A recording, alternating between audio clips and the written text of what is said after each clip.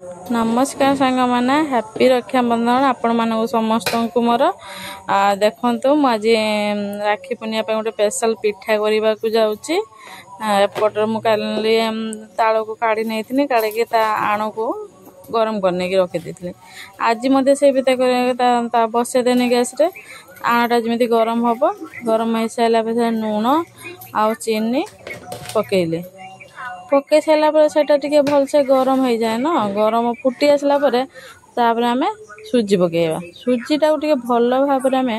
खली करवा खलीटा जमी सीझीज सीझीगला कौन पिठा नरम और भल लगी था खलीटा कर सारापर बाहर करदेनी बाहर करदेनी एपटे देखूँ मुझे तार नड़िया पूरा रेडी करदे काली राति कहीं मत काली सकाଳେ ଯିବାର ଥିଲା कि जेहेतु से राति बन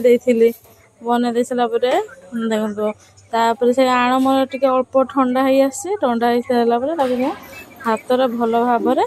चकुड़ चकुड़ दे सारापर एमती गुल गुल कर मझे एमती गोल आकार करदे करदेकि से मझे आम पुर देदेबा पुर देकी भल भाव चारिपटू माने बंद बंद करदे गुल आकार भल से करदे कर सारे एमती गोटे गोटे करदे करदे सारापर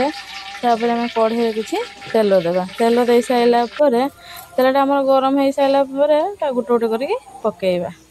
पकईला भितर मझे मझे नौटा पौटा करदे तो जमी कंचा न भल से हो लाल हो आसला आम बाहर करदे बाहर कर सारापर देखो आमर रेडी हो गला ताल काकरा आगु